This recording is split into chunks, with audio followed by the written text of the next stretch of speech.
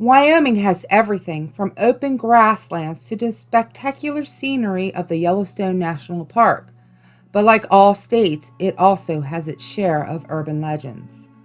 Wyoming's beautiful yet strange landscape, eerie ghost towns, and history of deranged criminals and many haunted hotels makes it a true terror. With its wilderness where no one can hear your screams, to the remoteness of its spread out cities, it only helps to enhance the feelings of isolation. Today, we are going to explore some of Wyoming's many urban legends, from the Headless Bride to the ghost of cannibalistic serial killers and horrifying stories backed up by gruesome piles of bones. Today's urban legends of Wyoming will make your heart race and your hair stand on end. Water pouring from the Pathfinder Dam on the North Platte River stirs up a lot of mist, but not enough to explain the sightings that have been reported here along the river for years. There is a legend that persists of a ship of death that sails on the sometimes dangerous waters of the Platte River. The ship is said to rise out of the mist and become a rolling ball of fog. As the ship comes closer, reports say that the sails and mast are covered in frost, and the deckhands are also covered in frost, huddled over a body lying on the deck. The legend continues that the ship always foreshadows the death of someone who will die on the day it is spotted. When the crew steps back from the body, the identity is revealed as a person known by the witness. One of the first sightings happened in 1862 by a trapper named Leon Weber.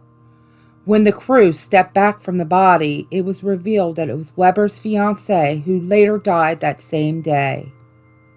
Another sighting of the phantom ship was reported by a Gene Wilson in 1887. When the body was revealed to him, it was that of his wife.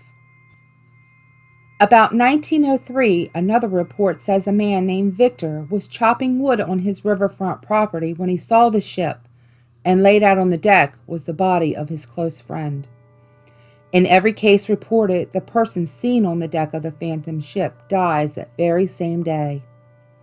Many have attempted to take a picture of the phantom ship, but for some mysterious reason, every picture never turns out. It is either solid gray or shows only a white haze surrounded by fog. So remember, if you're ever out for a walk along the banks of the Platte River, you could be risking the life of someone you know and love, for the death ship could appear.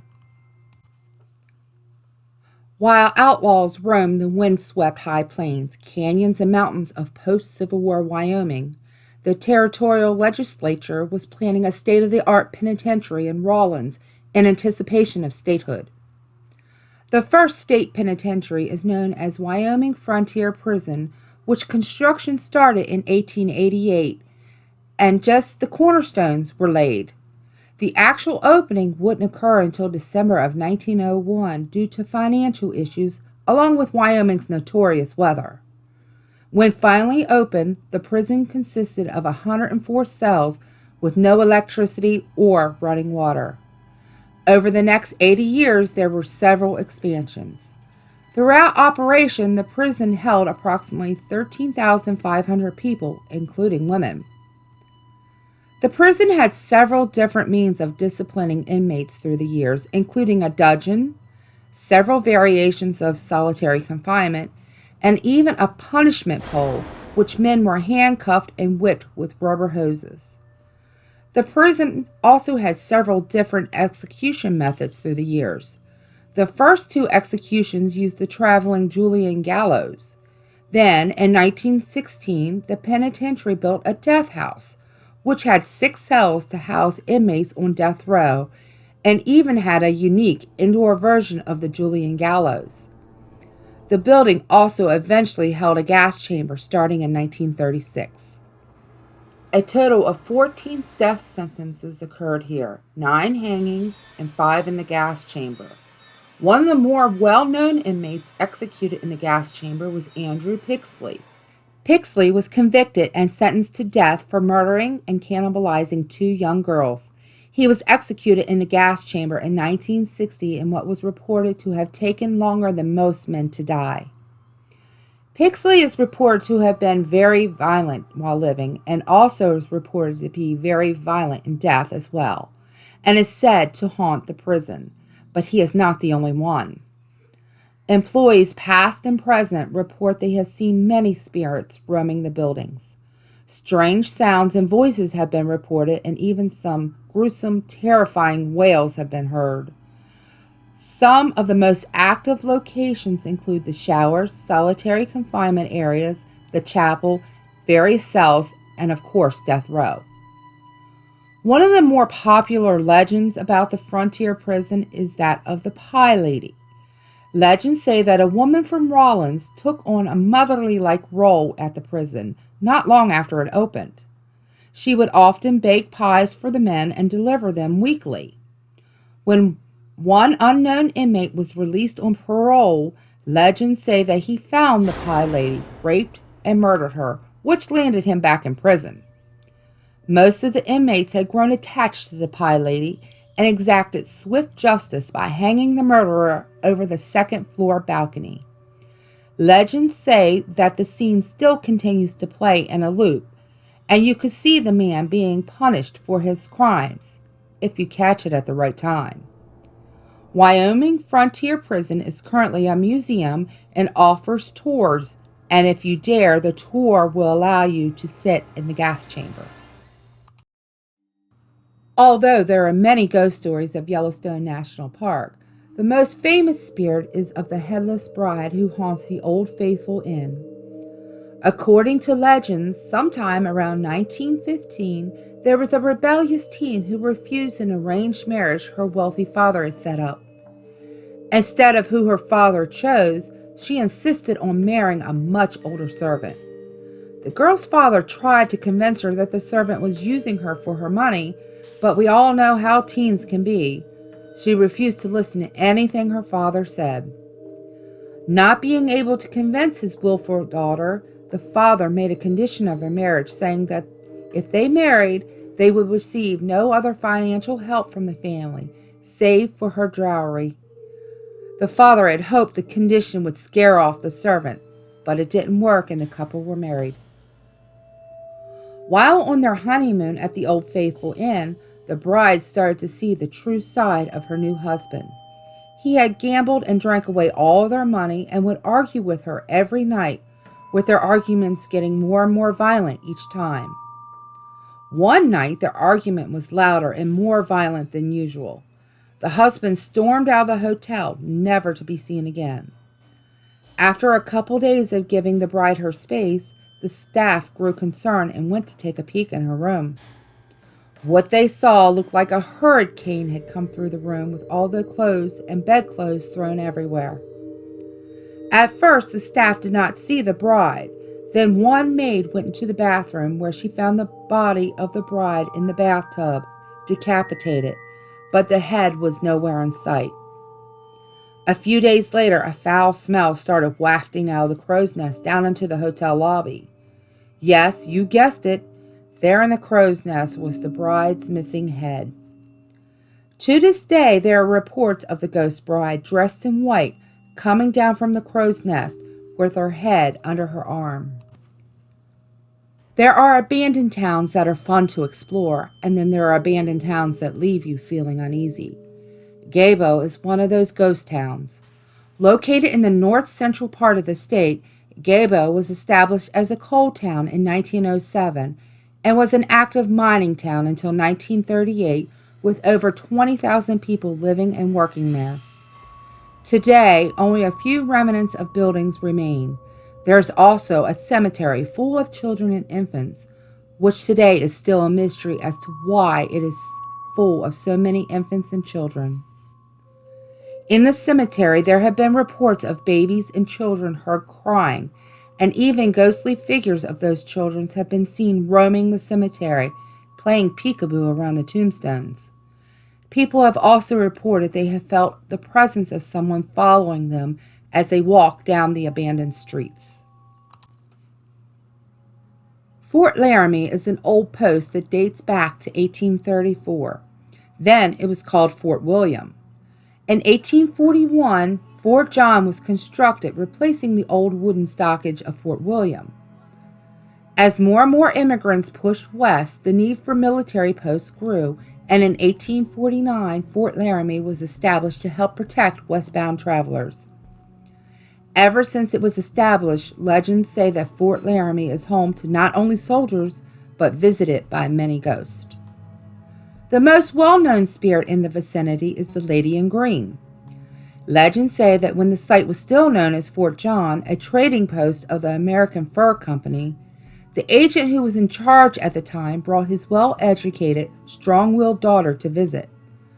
The daughter was known to be an accomplished equestrian, but regardless, her father insisted she never leave the compound without an escort and even hired several men to guard her. One day, her father left the compound, and the rebellious girl slipped her guards and left for a ride alone on her big black horse. Evidently, she wasn't too sneaky because she was spotted by two of her guards that chased after her, trying to call her back. She ignored them and rode out into the prairie, never to return. No sign of the girl was ever found, and is still a mystery today.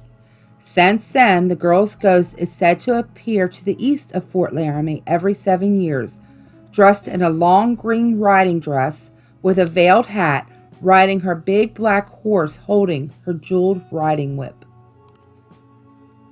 Along with the Lady in Green, there are other hauntings at Fort Laramie.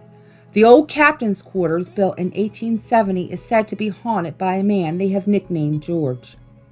In the quarters, which has no electricity, lights are seen coming on from the inside. Also, doors open by themselves and phantom footsteps have been heard. The old Bedlam was built in 1849 as a bachelor officer's quarters and is said to be haunted by a cavalry officer who roams the building and sometimes tells people to be quiet. Another building at the post that is reportedly haunted is the Cavalry Barracks, which was built in 1874 and housed hundreds of soldiers. In the early morning hours, people have reported hearing phantom footsteps of heavy boots treading on the boardwalk. At approximately the same time, soldiers would have responded to their wake-up calls. One of the most haunted hotels in Wyoming is the Occidental Hotel. A number of famous historical figures have visited the hotel, including Butch Cassidy and the Sundance Kid, Buffalo Bill Cody, and even Teddy Roosevelt. According to the staff and guests, there is no shortage of ghosts either. The most commonly found ghost is Emily, the spirit of a young girl. Emily was the daughter of a prostitute who died of cholera in the northwestern wing of the hotel while her mother was working at the hotel's bordello. Emily is said to be a playful spirit. She likes to play with the hair of guests, tap them on their shoulder, and touch their hands. Some people have reported hearing the little girl laughing or bouncing a ball down the hall. Younger children who have stayed here have reported dreaming about Emily. Most of the reports are the same. They see her with long flowing hair and a blue ribbon across her waist. She also tells them all the same thing. I am lonely. Will you play with me? I'd like an orange cat. Because of these dreams, Emily has collected many gifts from guests of plush cats, pictures, and various other items. Another spirit reported at the Occidental Hotel is that of a little boy. He is shyer than Emily, but can be mischievous at times, tossing blankets on the floor. EVPs have been captured of the boy by some of the many old radios scattered throughout the hotel. Of course, being in the Old West, there is a spirit of a cowboy reported at the Occidental Hotel. He doesn't interact with the living much, but when he does, he makes his presence known. It is reported that you will start to feel him more and more, and right before he is seen, cigarette smoke has been smelt. The cowboy has also been seen sitting at the bar after closing, just staring. Other reports from the Occidental Hotel include the heavy vault door closing by itself, silverware in the empty room being thrown on the floor, and a strange man has been seen just sitting in the bunkhouse. Criminal George Parrott, also known by many aliases, including Big Nose George, is not only famous for being hanged as an outlaw, but for what happened to his body afterwards. Big Nose George was a member of a gang of outlaws that robbed traveling wagons and shipments. When trouble finally started catching up to the gang, Parrott separated himself from the group, which caused the band of thieves to disperse. Instead of laying low, Parrott openly bragged about his many crimes, including murder in a Montana bar, which led to his capture and return to Wyoming to stand trial. After failing to escape prison, Parrott was finally killed by an angry vigilante mob of about 200 people. Once dead, doctors Thomas McGee and John Osborne took his body to study his brain, trying to find the difference between a criminal's brain and a regular brain. Finding no difference in the brain, they subject the body to a series of bizarre atrocities. The doctors made a death mask of his face. Then Osborne skinned his chest and sent the skin to a tannery to be made into a medicine bag and shoes. They also used his skull cap as an ashtray. The rest of the dismembered body parts were kept preserved in a whiskey barrel while Osborne continued to conduct his bizarre experiments on it. Now, this was all forgotten until about 1950 when the barrel full of Parrott's bones was found, buried behind the doctor's office. In Green River, Wyoming, the site of the current library was once the location of the city's cemetery that was established in 1892. Sometime around 1926, the bodies and old grave markers were moved to the Riverview Cemetery just up the hill, and by 1930, the town was using the old site as a park. In 1944, with the return of veterans from World War II, a veterans housing site was built. During the construction, several remains of the dead were found still in that location. Those remains were also buried at Riverview Cemetery, but their identities were never discovered. Again, in 1978, while constructing a new facility on the site, 12 more graves were found, and then again in 1983, landscapers found even more graves and remains. Since 1985, there have been unexplainable occurrences at the library that now sits on the old site of the cemetery. Strange noises are heard and objects seem to move on their own. Also, electronics turn on and off all by themselves. One librarian reported that once she turned away from her computer for a few minutes, and when she returned, she saw her name spelled out on the screen. With all the reports of supernatural occurrences, the library started a ghost log in 1993 for visitors and staff to record unusual happenings.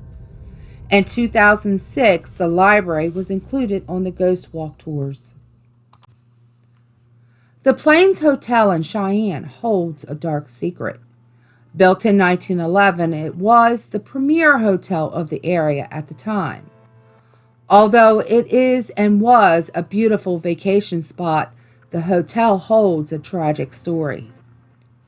Legends say that many years ago, a bride named Rosie and her groom were honeymooning at the Plains Hotel. One night, the groom went to the hotel bar for a few drinks, where he met a prostitute. With her husband gone for so long, Rosie went looking for him. When she got to the bar, she found him chatting and laughing with the prostitute, and when the husband and the other woman headed upstairs, Rosie followed.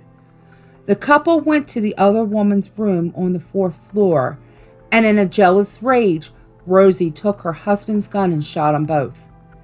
Devastated, she returned to her honeymoon suite and killed herself. To this day, staff reports hearing laughing and crying coming from the room that was Rosie's honeymoon suite, and Rosie herself has been spotted roaming the halls in her blue dress. The groom is mostly seen on the 4th floor and in the basement, while the other woman has been frequently seen on the 2nd floor wearing a red dress with white lace. Legends of lone hitchhikers are prevalent on nearly every stretch of highway in this country, But the Highway 70 hitchhiker doesn't want a ride. He wants something else from you, a proper burial. In the area of Slaughterhouse Gulch, on the border between Wyoming and Colorado, was a town called Battle, Wyoming. There, a mining camp was started due to the gold being found in the area. There is a popular legend of Lost Cabin Mine, though not as famous as the identically named mine in the Big Horn Mountains.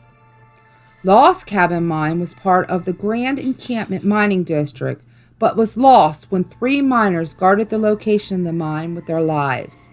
Only one man escaped the attack by the Native Americans, but he forgot how to get back to the mine. The miner who is said to haunt Slaughterhouse Gulch is a bit more tragic. The legend says he was a victim of a botched dynamite blast to uncover more gold in the mountains. There have been reports of his spirit being seen dating as far back as the early 1900s. One reports come from a driver of a stagecoach line who resigned. He reported seeing a man on the road who spooked his horses and then mysteriously disappeared. Another report from 1917 came from forest rangers who were having dinner on the side of the road when a lonely miner walked past them. They reported that the man's footsteps could not be heard as he walked by and that he didn't even acknowledge them and then suddenly disappeared into thin air. Legends say that if you travel Highway 70 and stop at the side of the road near Slaughterhouse Gulch, you will see the wandering miner. Legends also say that he is a restless spirit because his body never got the proper burial. With the secretiveness of miners in the frontier days, unfortunately, his final resting place may never be found. When we come to see the